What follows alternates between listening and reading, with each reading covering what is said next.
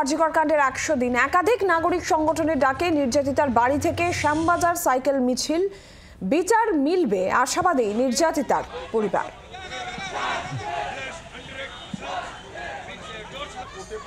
আর এই মুহূর্তে শ্যামবাজার, সেখান থেকে আমাদের প্রতিনিধি রনয় তিওয়ারি সরাসরি রয়েছেন আমাদের সঙ্গে। রনয়, এই মুহূর্তে শ্যামবাজারের ঠিক কি ছবি উঠে আসছে?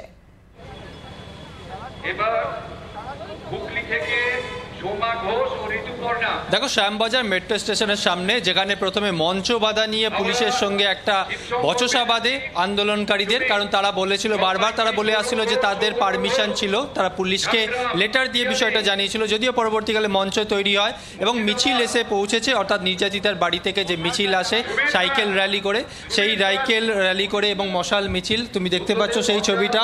এখানে রয়েছেন চিকিৎসকরা, রয়েছেন সিনিয়র চিকিৎসকরা, রয়েছেন আন্দোলনকারীরা রয়েছেন, এবং মঞ্চ থেকে যেটা বারবার বলা হচ্ছে বিচারহীন ১০০ দিন, অর্থাৎ এখনও কিন্তু বিচার মেলেনি। যতক্ষণ না পর্যন্ত বিচার মিলছে ততক্ষণ পর্যন্ত কিন্তু এই রাজপথ ছাড়বে না আন্দোলনকারীরা। জুনিয়র চিকিৎসক থেকে সিনিয়র চিকিৎসক, বিভিন্ন সংগঠন, অর্থাৎ যাদেরকে আমরা দেখে এসেছি বারংবার এই আন্দোলনের সঙ্গে যুক্ত হতে, তারা বারবার একটা কথা বলছেন যে এখনও কিন্তু বিচার মেলেনি। কবে বিচার মিলবে? কারণ এই আন্দোলনের তরফে, অর্থাৎ মঞ্চের তরফে একটা কথা বারবার স্পষ্ট করে বলা হচ্ছিল যে কাণ্ড, অর্থাৎ যে ঘটনা ঘটেছে সেটা কিন্তু একজনের পক্ষে সম্ভব নয়। অর্থাৎ কলকাতা পুলিশ যে সঞ্জয় রায়কে গ্রেপ্তার করেছিল, পরবর্তীকালে সিবিআই যে তদন্ত করছে, সেই সঞ্জয় রায়ের পক্ষে, অর্থাৎ একজনের পক্ষে এই কাণ্ড, এই ধরনের ঘটনা ঘটানো সম্ভব নয়।